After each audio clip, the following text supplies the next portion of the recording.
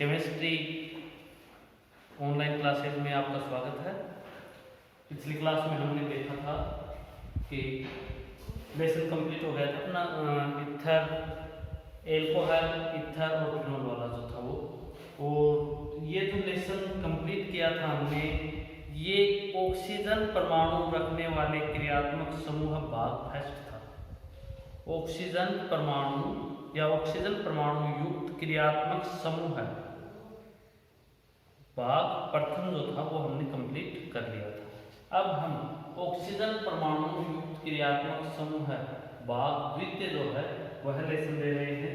और जो अपना लेसन नंबर है, लेसन नंबर जो है वो अपना आ जाएगा 12, 10 एंड 11 दो कर चुके हैं 12। और इसमें हम पढ़ेंगे एल्डिहाइड, कीटोन एंड कार्बोक्सिलिक समूह, एल्डिहाइड, कीटोन एंड कार्बोक्सिलिक समूह। लेसन का नाम जो है वो हम इस प्रकार से भी दे सकते हैं, ऑक्सीजन परमाणु युक्त क्रियात्मक समूह भाग द्वितीय। ठीक है। और हम इसमें बता सकते हैं कि स्टडी जो है वो इनकी करनी है, aldehyde, ketone and carboxylic group जो हैं उनकी हम स्टडी करेंगे इसमें। ठीक है। सबसे पहले इंट्रोडक्शन में मैं आपको बता दूं कि एल्डिहाइड और कीटोन जो है उन्हें सम्मिलित रूप से कार्बोनिल यौगिक कहते हैं, कार्बोनिल कंपाउंड या कार्बोनिल यौगिक कहा जाता है। कार्बोनिल कंपाउंड, कार्बोनिल कंपाउंड जो है उनमें यह समूह होता है और इस समूह को कार्बोनिल समूह कहा जाता है। कार्बोनिल समूह या ग्रुप, कार्बोनिल समूह या ग्रुप, कार्बोनिल कंपाउंड या यौगिक बोल सकते हो इसे, यौगिक, कार्बोनिल यौगिक। देखिए हम पढ़ रहे हैं एल्डिहाइड, कीटोन एंड कार्बोक्सिलिक आम्ल समूह है या कार्बोक्सिलिक समूह है। इसमें मैं आपको इंट्रोडक्शन बता रहा हूँ। इंट्रोडक्शन में मैं सबसे पहले ले रहा हूँ कार्बोनिल कंपाउंड या कार्बोनिल यौगिक। कार्बोनिल यौगिक जो है, कार्बोनिल यौगिक जो है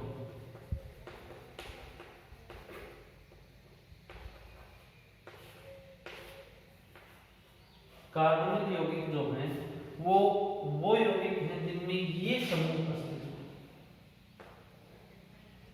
यह समूह है उपस्थित हो। मुख्य रूप से जनरली एल्डिहाइड तथा कीटोन को कार्बोनिल यौगिक माना जाता है। कार्बोनिल यौगिक में कौन से लिए जाते हैं? Aldehyde and ketone. मेरी ऑफलाइन क्लासेस में आपने देखा होगा कि मैं आपको पहले ही लेवल में ही आदत बना चुका हूँ कि जो वर्ड सिमिलर है हिंदी इंग्लिश में उन्हें हम सीधे लिख सकें और इंग्लिश में उनको लिख करके आदत बना सकें, तो ये आपने देखा होगा। और अब इसमें मैं आपको कार्बोनिल यौगिकों की इंट्रोडक्शन में कार्बोनिल यौगिक जो वो बता रहा हूँ, वो एल्डिहाइड और कीटोन है। और कार्बोनिल समूह इस समूह कहा जाता है और ये समूह रखने वाले जो कंपाउंड हैं वो कार्बोनिल कंपाउंड है। जनरली एल्डिहाइड और कीटोन जो है वो इसमें पार्टिसिपेट किए गए। अब आप कहोगे ये समूह तो अम्ल तथा अम्ल व्युत्पन्नों में भी है, कार्बोक्सिलिक अम्ल तथा कार्बोक्सिलिक अम्ल व्युत्पन्नों में भी यह समूह उपस्थित है। तो ये बात सही है कि कार्बोनिल समूह उपस्थित है उनमें, और लेकिन कार्बोनिल कंपाउंड तो वो ये कहलाते हैं क्योंकि इनमें कार्बोनिल समूह के अलावा केवल और केवल एल्किल ग्रुप या हाइड्रोजन भी उपस्थित होते हैं, बाकी नहीं। ठीक है। तो आप इसमें ये चीज जो है वो ध्यान रखेंगे। ठीक, क्लियर। अब हम आगे देखते हैं, आगे बढ़ते हैं, कार्बोनिल समूह के बारे में हमने चर्चा करते हैं। अब देखिए, कम से कम एक हाइड्रोजन युक्त कार्बोनिल समूह वाले यौगिक, कम से कम एक हाइड्रोजन युक्त क्रियात्मक समूह वाले यौगिक एल्डिहाइड कहलाते हैं। एल्डिहाइड कहलाते हैं। कम से कम मतलब दोनों हो तो भी एल्डिहाइड फॉर्मेल्डिहाइड एक कार्बन वाला एल्डिहाइड। इससे हम एल्डिहाइड को मैं आपको पहले भी बता चुका हूँ, इस प्रकार से लिख सकते हैं CHO के फॉर्म में, या फिर इस प्रकार से लिख सकते हैं इस फॉर्म में। तो ये लिखने के तरीके से आप भ्रमित ना हो और आप पहले से ही दिमाग में बिठा लें कि ऐसे लिखा हुआ है तो भी एल्डिहाइड है, ऐसे लिखा हुआ है तो भी एल्डिहाइड है, ऐसे लिखा हुआ है तो भी एल्डिहाइड है। ये एल्डिहाइड ग्रुप है। अब यदि इस पर हम हाइड्रोजन जोड़े हैं, कोई दूसरा एल्किल समूह जोड़े, तो वो सारे के सारे यौगिक जो है ऐसे समूह वाले एल्डिहाइड यौगिक कहलाएंगे। मतलब यहाँ पर यदि हम यहाँ पर जो वैलेंसी खाली है उस पर हाइड्रोजन जोड़े या कोई एल्किल ग्रुप जोड़े तो हमें एल्डिहाइड यौगिक प्राप्त होंगे, एल्डिहाइड कंपाउंड प्राप्त होंगे, और ये हैं एल्डिहाइड ग्रुप्स, मतलब समूह। क्लियर? यहाँ तक किसी को भी कोई प्रॉब्लम नहीं होनी चाहिए, आप क्लियरली समझ चुके हैं। अब आप दूसरी बात पर ध्यान दीजिए। यदि ऊपर वाली परिभाषा के अलावा हम देखें कोई कंपाउंड हो तो उन्हें कहते हैं कीटोन। और कीटोन जो है उसमें कोई भी हाइड्रोजन परमाणु नहीं होगा, किसी वैलेंसी पर हाइड्रोजन परमाणु की उपस्थिति नहीं। अब इस बात पर भी चर्चा करते हैं। यदि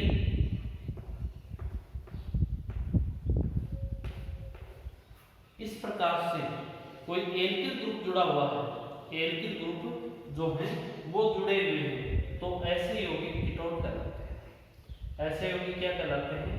कीटोन। और ये कौन सा है? कीटोनिक समूह है। कौन सा कीटोनिक समूह है?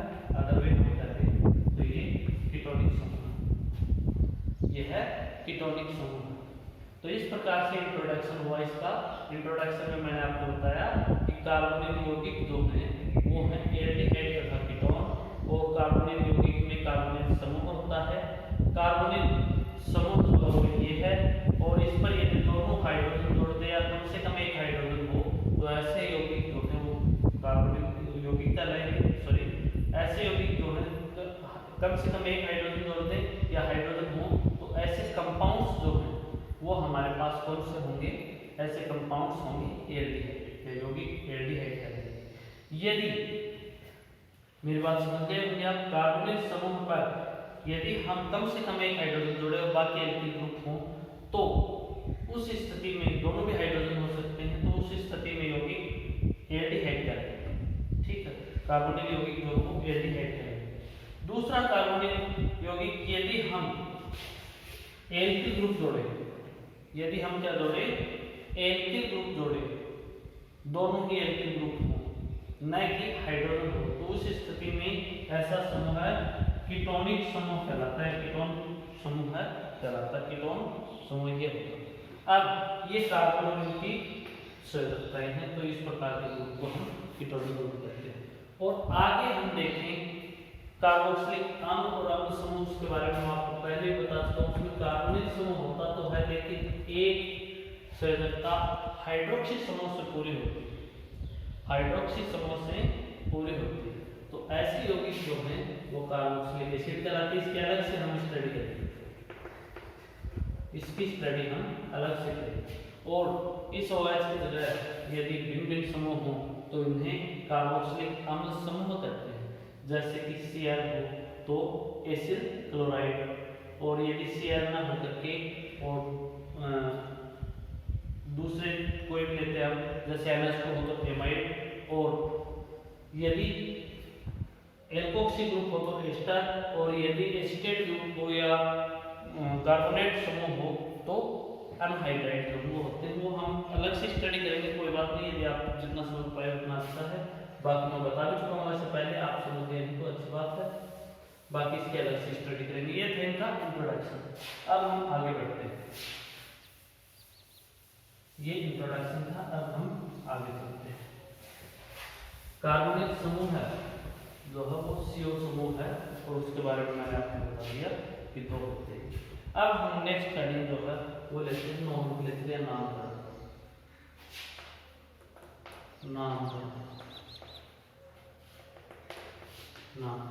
नामकरण की जो पद्धतियां हैं वो अलग अलग पद्धतियां हैं, और उसके अकॉर्डिंग यदि हम देखें रूढ़ या सामान्य नामकरण पद्धति जो है वो देखते हैं। सबसे पहले रूढ़ नामकरण,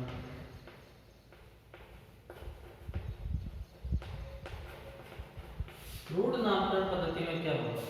रूढ़ नामकरण पद्धति में यह होगा, रूढ़ नामकरण पद्धति यदि हम देखें तो उस कंडीशन में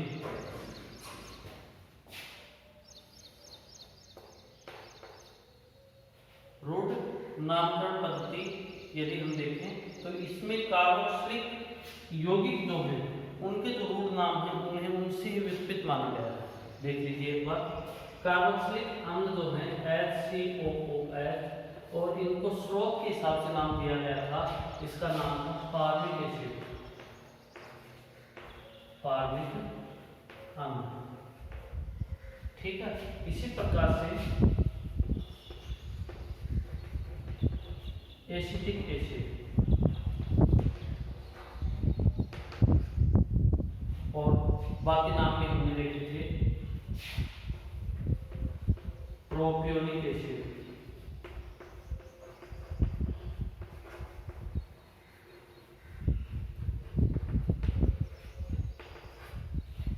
ठीक है, ब्यूट्रिक एसिड,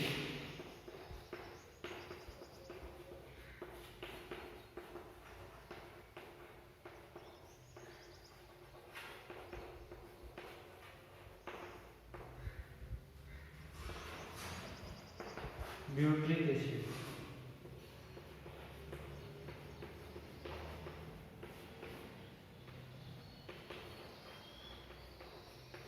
वायलेरिक एसिड,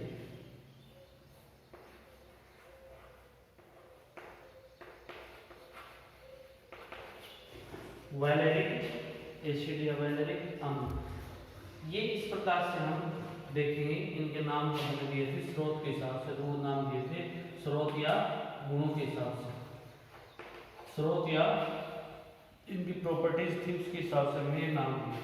अब एल्डिहाइड को कार्बोक्सिलिक अम्लों का व्युत्पन्न माना गया, एल्डिहाइड को कार्बोक्सिलिक अम्लों का व्युत्पन्न माना गया। कहने का मतलब ये है कि यह कहा गया है कि यदि हम इसका अपचयन कर दें तो उस स्थिति में हमें संगत एल्डिहाइड प्राप्त होता है, इसका अपचयन करने पर। और दूसरी बात, यदि इनका ऑक्सीकरण करते हैं, चाहिए मान लीजिए आप, तो हमें जो अम्ल प्राप्त होगा, जो अम्ल प्राप्त होगा उसके हिसाब से उसका व्युत्पन्न मानते हुए हम क्या करेंगे,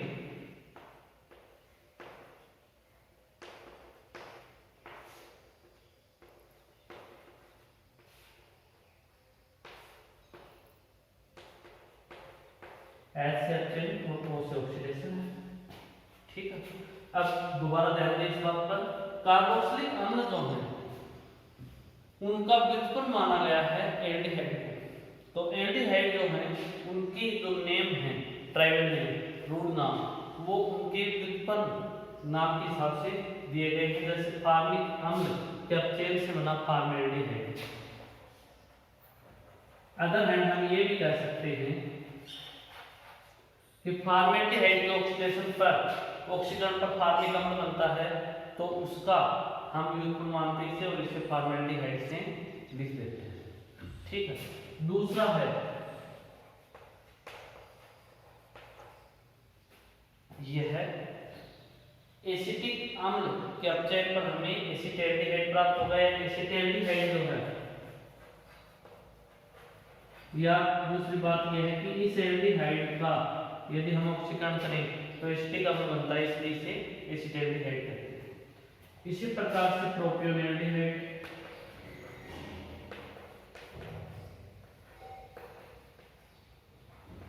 प्रोपियोनेल्डिहाइड,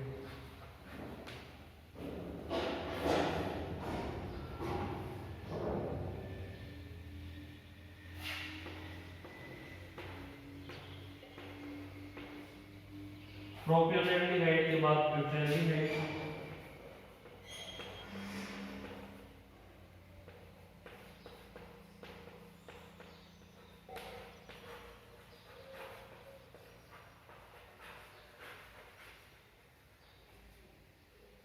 और आगे इसी प्रकार से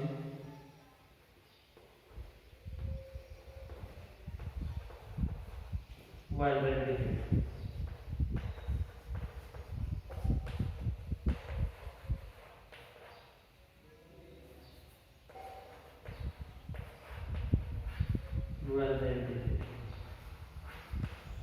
इसी प्रकार से अगले का नाम हो जाएगा वेल। तो ये रूढ़ नामकरण पद्धति है, इसके हिसाब से ऐसे लिखते हैं। ठीक है, अब इसमें बात यह आती है कि रूढ़ नामकरण पद्धति में नॉमेनक्लेचर करते हैं तो उस स्थिति में फिर ये तो सिमिलर थी उसके हिसाब से करते हैं, बाकी का कैसे करते हैं? तो बाकी को भी जैसे कार्बोक्सिलिक एसिड में हमने ये माना था कि ये कार्बन अल्फा है, ये बीटा है, ये पहला अल्फा दूसरा बीटा तीसरा गामा, जैसे हमने ये लिया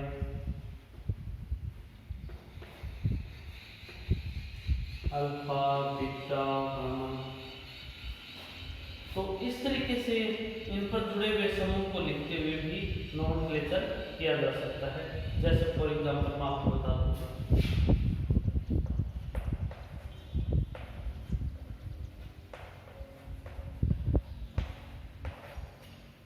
ये हो तो इसे अल्फा मेथिल 3 कार्बन के वाले का हम क्या लिख रहे थे? प्रोपियोनेल्डिहाइड, तो हम इसे अल्फा मेथिल प्रोपियोनेल्डिहाइड कह सकते हैं।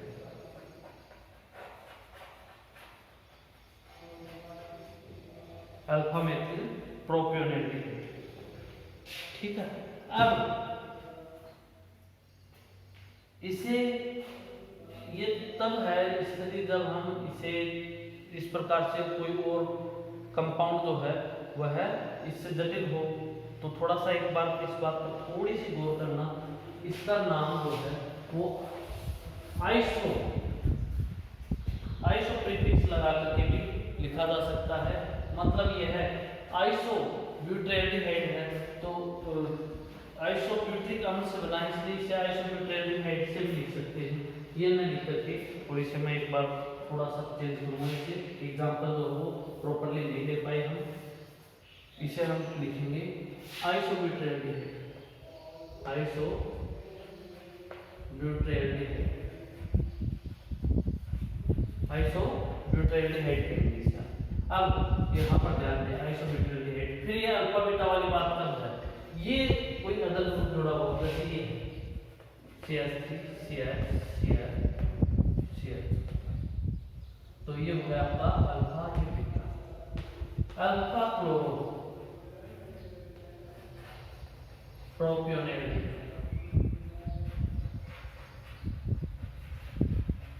अब लगेंगे अल्फा क्लोरो प्रोपियोनेल्डिहाइड। वो CH3 होने के कारण आइसोब्यूटिक एसिड डेरिवेटिव है, आइसोब्यूटिक अम्ल व्युत्पन्न है, इसलिए इसे आइसोब्यूटाल्डिहाइड कहेंगे। और ये जो है इसे अल्फा क्लोरो प्रोपियोनेल्डिहाइड कहेंगे, क्योंकि इसमें इसका नेम जो है वह रूट नेम नहीं लिखा जा सकता है। रूट नेम लिखने के लिए अल्फा बीटा प्रोपोजिशन जो है वो बतानी है। तो इस प्रकार से भी हम इसे लिख सकते हैं। दोबारा देख लीजिए, हम नामकरण पढ़ रहे हैं, हम नामकरण की रूढ़ पद्धति पढ़ रहे हैं। रूढ़ पद्धति को अच्छे से समझ लेना। जिस कार्बोक्सिलिक अम्ल के अपचयन पर एल्डिहाइड प्राप्त होता है, उस कार्बोक्सिलिक अम्ल के नाम के अंत में लिखा हुआ आइसिक अम्ल हटा करके उसकी जगह एल्डिहाइड लगा देते हैं, तो इनका नामकरण हो सकता है। अब यह आइसोब्यूटेट अम्ल का व्युत्पन्न है, इसलिए इसे आइसोब्यूटाल्डिहाइड कहेंगे। लेकिन यदि ये प्रतिस्थापी मेथिल ना हो करके दूसरा होता, क्लोरो है, ब्रोमो है, आयोडो है, इस प्रकार से नाइट्रो है, तो इससे इसकी स्थिति को पोजीशन अल्फा बीटा गामा से लिखते हैं और अल्फा क्लोरो प्रोपियोनेल्डिहाइड लिखेंगे। इसका कोई नॉर्मल एग्जांपल जो एक आध है वो आप ध्यान से देखते, बाकी ज्यादा इंपॉर्टेंट नहीं है। चलो आगे बढ़ते हैं, नेक्स्ट आगे देखते हैं।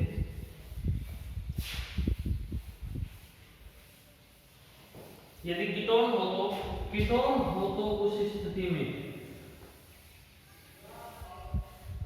एसिटिक अम्ल में ये समूह होता है और इस समूह वाला कीटोन, पहला कीटोन जो है, इस समूह वाला पहला कीटोन जो है वह कहलाएगा एसीटोन। इसका रोड नेम क्या होगा? एसीटोन होगा। इसका रोड नेम एसीटोन होगा। अब बाकी जो है इसे हम इसका रूट नेम लिखते हैं, बाकी देखते हैं। तो उस कंडीशन में दोनों एल्किल ग्रुप जो है उसके हिसाब से इसका नाम लिखा जाता है। डाइमेथिल कीटोन भी कह सकते हैं, डाइमेथिल कीटोन, डाइमेथिल कीटोन।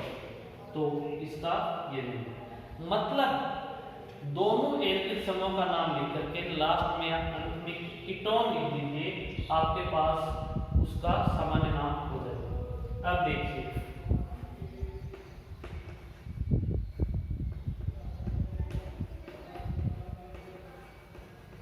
ये एग्जाम्पल दिया। अब इसमें आपको एक दोनों ग्रुप सेम नहीं है, चेंज है, तो इस कंडीशन में आप अल्फाबेटिकली लिख लीजिए। पहले ये समूह एथिल है, ये मेथिल है, तो अल्फाबेटिकली पहले कौन सा आता है? एथिल, तो आप लिख दीजिए एथिल। उसके बाद आता है मेथिल। तो अब इस प्रकार से हमने दोनों एल्किल समूह जो उनके नाम लिख दिए, आगे लगा दीजिए कीटोन। तो इनका रूट नेम जो है वह हो गया, इनका रूट नेम जो है वह लिखा गया, या ट्राइबल नेम जो है वो हो गया। अब यदि ये दोनों ग्रुप एल्किल ग्रुप समान तो इसे सममित कीटोन कहते हैं। कीटोन को दो प्रकार से वर्गीकृत किया जा सकता है। पहला सममित कीटोन, सममित कीटोन मतलब दोनों तरफ जो जुड़े हुए एल्किल ग्रुप हैं वो सेम हो, तो उस कंडीशन में कीटोन को सममित कीटोन कहते हैं। और यदि चेंज हो तो ये असममित कीटोन दूसरे प्रकार का, असममित कीटोन। असममित कीटोन का एक एग्जांपल और सममित का असममित कीटोन का नोमेनक्लेचर करते हैं, तो उस स्थिति में जो प्रतिस्थापी उनको अल्फाबेटिकली लिख करके, फिर एल्किल प्रतिस्थापी को अल्फाबेटिकली लिख करके, फिर आप लास्ट में कीटोन लगा देते हैं। ठीक है, अब आप देखिए जैसे आपके पास ये हो,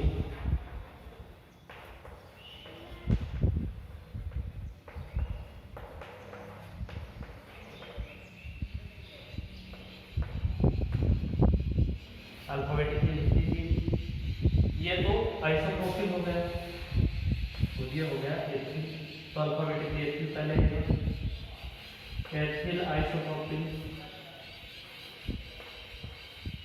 ethyl isopropyl ketone, ethyl isopropyl ketone. ठीक है, और यदि ये दोनों सेम दोनों ग्रुप, तो हम इसे डाई लगा करके और उसके बाद एल्किल लिख करके और कीटोन अंत में लगा देते हैं। तो इस प्रकार से हम इनका नोमेनक्लेचर जो है वो कर सकते हैं। आगे देखते हैं। मान लीजिए ऐसा न हो करके और हम नोमेनक्लेचर कर रहे हैं, उसमें ये स्थिति बन गई,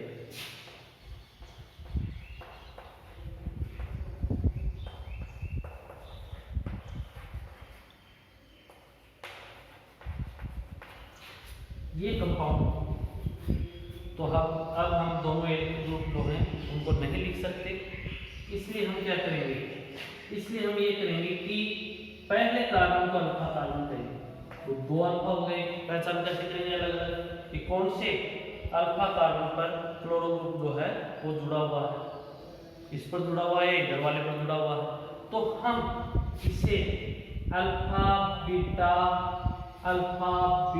से लिखेंगे, लेकिन एक साइड में अल्फा बीटा और दूसरी साइड में हम डेश लगाते हुए लिखेंगे अल्फा डैश बीटा डैश।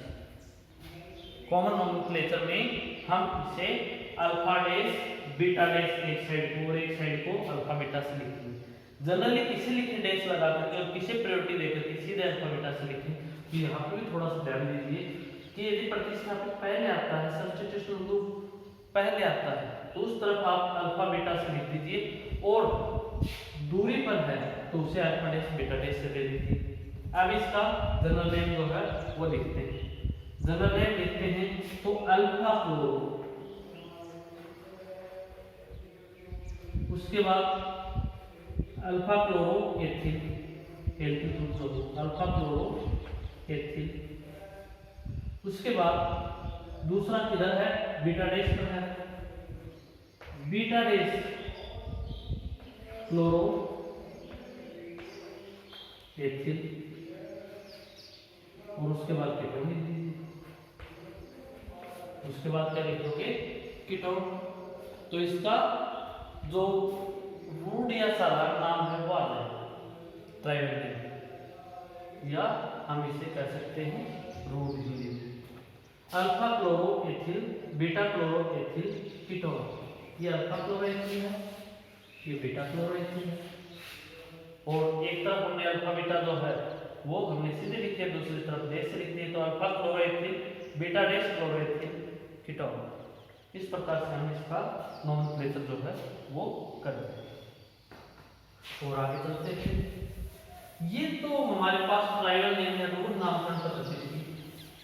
थोड़ा सा यदि आपको कम समझ में आया हो तो आप वीडियो को रिपीट करते हुए बार बार प्रैक्टिस कर ले, ऐसे नेम लिख लें, और बुक जो है उसे खोल कर उसमें जो एग्जाम्पल हैं उन्हें आप नेम लिख करके देखें। ऑफलाइन क्लासेज में आपको कोई भी दिक्कत हो उसके बाद तो आप ऑफलाइन क्लासेज में पूछ लेना कि ये इसका नेम क्या होगा या इस तरीके से क्या होगा, तो लिख करके रखें, ऐसे आपको ध्यान नहीं होगा।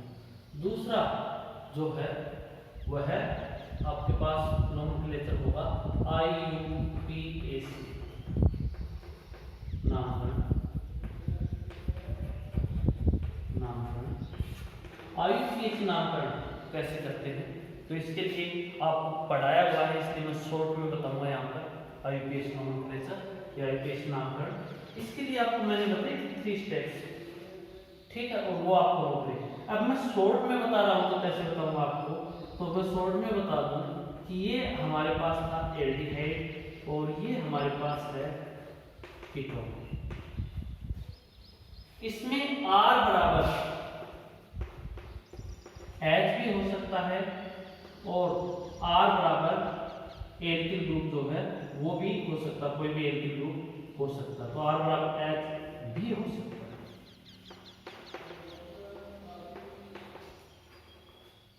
ठीक है, लेकिन इसमें R बराबर R डैश बराबर हाइड्रोजन नहीं हो सकता, R बराबर भी हाइड्रोजन नहीं हो सकता और R डैश बराबर भी हाइड्रोजन जो है वो नहीं हो सकता। ये है कीटोन। अब इनके नेम लिख रहे हैं हम, तो इसका जो नेम है वो लिखा जाएगा एल्केनाइल से। ये सेकेंडरी सफिक्स है एल। एल क्या है, द्वितीयक अनुलग्न, और बाकी आपको रूल के अकॉर्डिंग नेम लिखना है। इसकी पोजीशन नहीं लिखनी क्योंकि इससे हमेशा नंबर 1 मिलता है। इसकी पोजीशन आपको नहीं लिखनी है क्योंकि इस कार्बन को हमेशा नंबर 1 मिलता है। इसका नेम जो है IUPAC वो जनरली लिख सकते हैं हम एल्केनोन। ओन जो है ONE, ये है सेकेंडरी सफिक्स या द्वितीयक अनुलग्न, ठीक है, यह क्या है, द्वितीयक अनुलग्न ONE। तो इसे हम एल्केनोन जो है उससे लिख सकते हैं IUPAC नोमेनक्लेचर में। एग्जांपल आपको बहुत सारे करवाए हुए हैं, आप कर सकते हो। जैसे फॉर एग्जांपल मैं लिख दूं CH2O या HCHO या फिर HCHO लिख दूं, या फिर मैं इसे लिख दूं HCOOH। तो ये एल्डिहाइड है, एल्डिहाइड का फर्स्ट मेंबर है और हम इसे लिखेंगे मेथनॉल। एक कार्बन के लिए meth, secondary suffix ane, sorry primary suffix ane और secondary suffix ane, methanol. Second member ethanol, मतलब एल्केनाइल। प्रतिस्थापी वगैरह हो तो आप उसके अकॉर्डिंग नोमेनक्लेचर कर दोगे, ठीक है। अब कीटोन के लिए देख लीजिए, first member of ketone acetone, जिसका जनरल नेम मैंने अभी पीछे बता के किया है। अब इसका आईपीसी आप लिखोगे तो एल्केनॉन से लिखोगे तो 3 कार्बन के लिए pro private and secondary suffix on propanone, clear, propanone हो जाएगा। और इसी तरीके से आप अदर एग्जांपल हो तो इसे लिख सकते हो ब्यूटेनॉन, ठीक है। तो आप इस प्रकार से लिख दोगे। आज के लिए इतना पर्याप्त है। थोड़ा अच्छे से इसे देख करके आना, अच्छे से पढ़ना। 11th क्लास जो है उसमें जो आप ऑफलाइन पढ़ा है आपने उसे अच्छे से रिवाइज कर लेना आईयूपीएससी में। उसके बाद आपको यहाँ पर कोई दिक्कत नहीं होगी और बहुत सारे एग्जाम्पल क्लियर करके आप इस पर पकड़ बनाएं। आज के लिए इतने